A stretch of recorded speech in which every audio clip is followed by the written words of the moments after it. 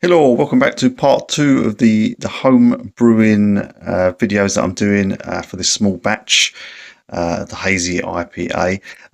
This video really should have gone ahead of the other one. I just wanted to show you the equipment that I use and give a bit more of a description as to what I use and also cover the sterilizing aspect as well, because I didn't cover that in the first video where I was actually making the beer. So here we go. I'm going to go through some of these bits and bobs. So I use a very basic setup because I don't have time or the money to invest in expensive homebrew equipment.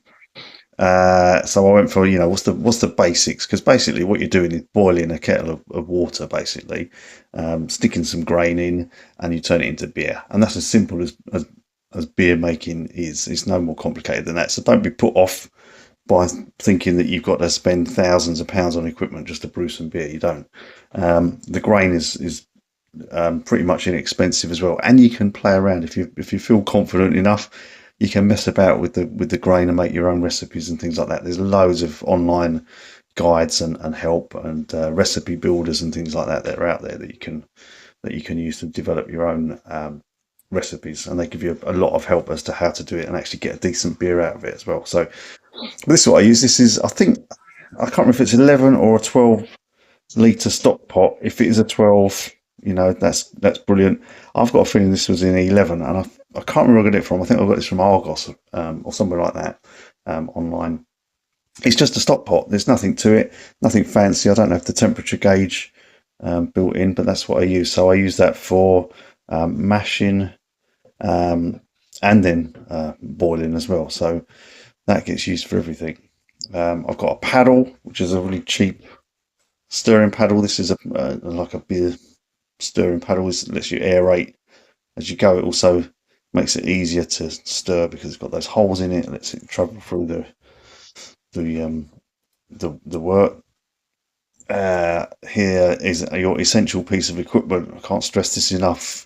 This is as cheap as you get as well. This is just a thermometer that's quite long. I think it came from a winemaking kit originally, but to go in the demi-johns and things. But this is the one that I use. I put a little bit of elastic band around the top so I can hook it into the pot if I need to, and stick it out the side without it touching the bottom when it's on the hob, so it doesn't explode. So that's quite handy. But that's what I use for tracking the temperature, which is why my temperature is not that great when I track it. Your hydrometer as well, if you want to get really fancy. It's hard to see when you're filming. You can calculate the gravity of your beer and how much alcohol you're going to end up with.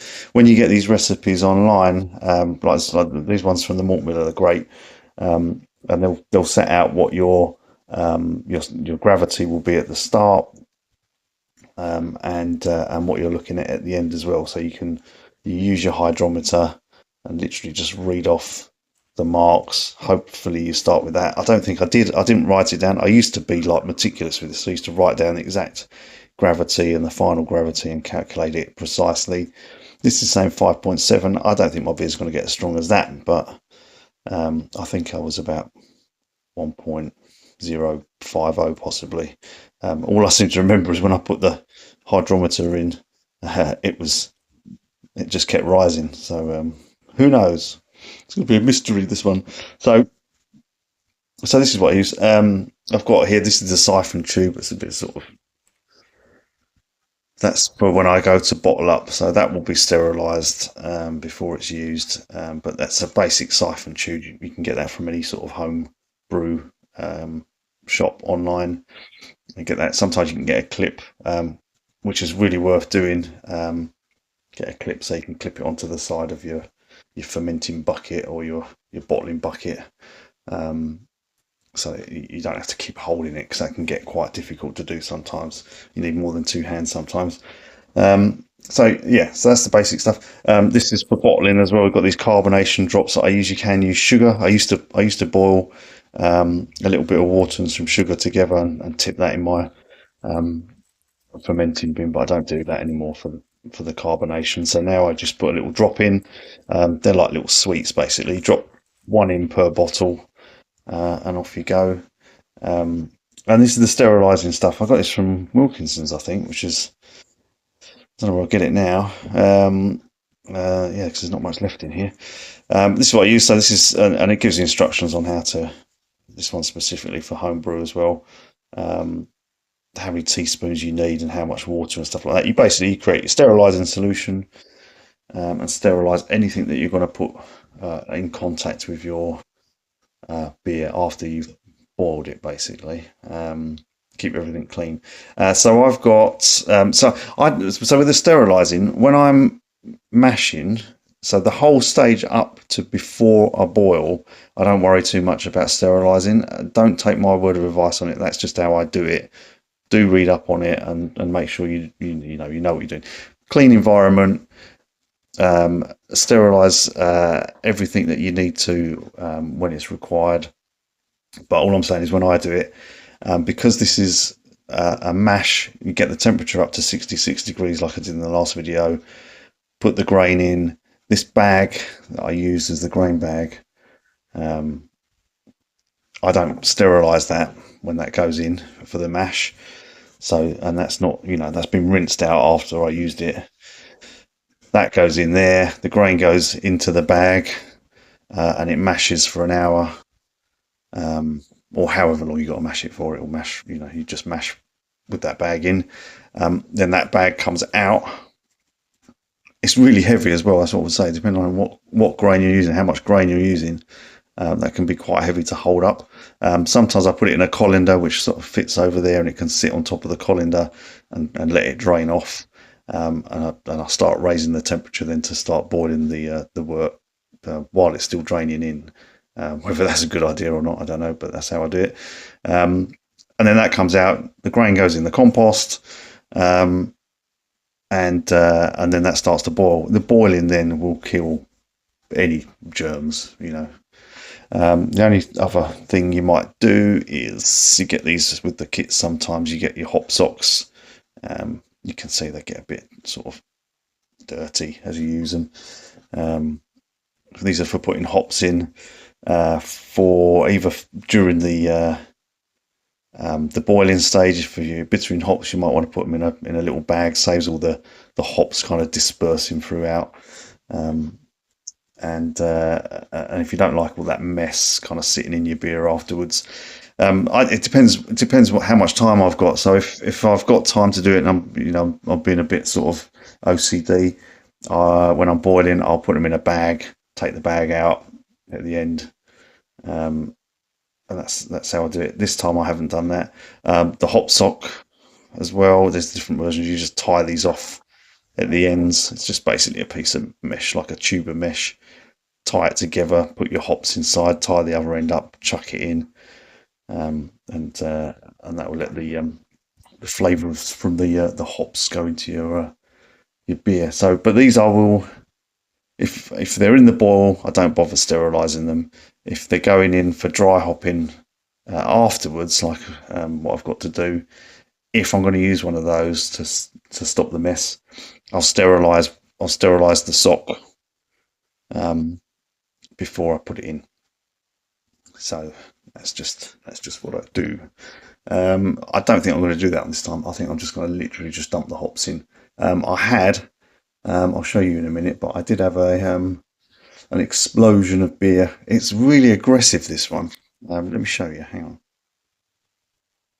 So this is almost up to day 5 now of fermenting in here. It's not coming out very clearly as it goes. Try and focus a little bit better. But this was going like, I never seen anything like it before. This was really like going for it. You can see there's a lot of froth at the top. Forgive me, I can't remember the name of that. That's got a name, but you can see it's quite thick. I'm not going to get the full kind of 8 bottles out of this that I was planning. Looking at the amount of mess at the bottom there, and the foam on top. Be lucky, I think, if I get about 5 bottles out of this one. But it did blow up. So it blew out through the top. It blew the airlock clean off. And there was a lot of beer kind of sitting in the lid there. Smelled nice though. And it smells nice now. It does smell like a brewery in here, so I'm in trouble really. The missus doesn't like the smell in the kitchen at the moment, but yeah, so that's still going away. That's still fermenting there, but I'm up to the point now where I need to dry hop it, which I'll just dump the hops in. I've got them; they're in the freezer at the moment, but I'll get them out and defrost them a little bit, or I might not. I might just dump them in. Won't make any difference. And then the next stage then is to bottle them. And just to add, if you've not attempted homebrew before, this is an overkill book. It's a really good book. It's like the Bible of homebrewing. But if you want to learn everything you need to know about a decent homebrew, and how to set it up, and then how to how to go from real sort of first starter off to like I'm taking it way too seriously stage, then that's the book to get. So that's really good. So takes you step by step throughout, shows you the setup, exactly how to do it, gives you all the technical details. It goes into how you can change your water profiles and things like that, and how important that is, with recipes as well in there as well, all kinds of recipes as well. So that's a really good book if you want to get really into it. I use that to start off with. Obviously not read it cover to cover, but picked out the bits that I needed. And then this is kind of where I've ended up. Of just like, yeah, that's great.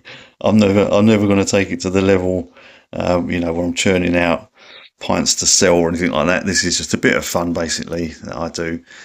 So I haven't progressed any further than the pot. But what I would say, definitely with the all grain, is that you do get a real good quality beer. I've not had a bad one I can think of. Maybe one, but and that was pure human error. But the all grain stuff does taste good. It can change the longer you leave it. The flavors can change.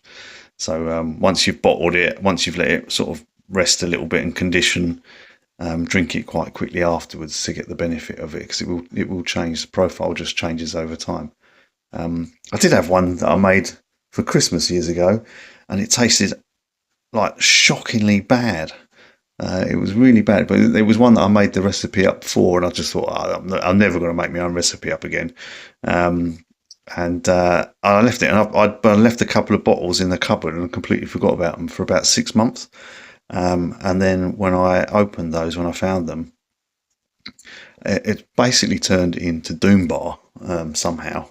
It was almost like a spitting image, kind of thing. It tasted exactly the same. So that was a nice little surprise. But yeah, it's just great fun. It's good to do. I just do this every now and then just to sort of, I just find it great. It keeps me in the kitchen. The wife sees me in the kitchen and says, "Oh, he's in the kitchen. He's doing stuff." Yeah, well, he's not really. He's messing about with beer. But it looks like you're cooking, doesn't it? Oh, that smells amazing.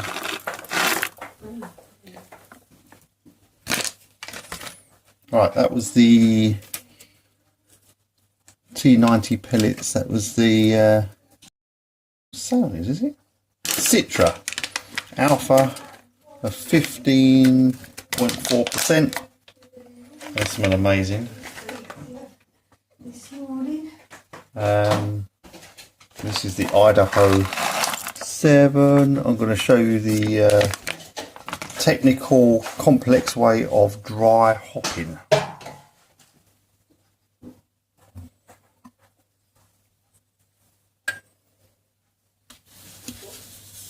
Really complicated. So tricky, this bit, especially when there's water in there. Oh, nice place. Wallop.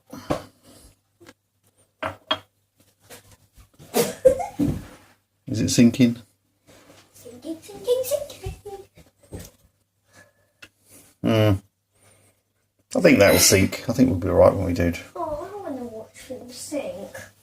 I love watching things sink.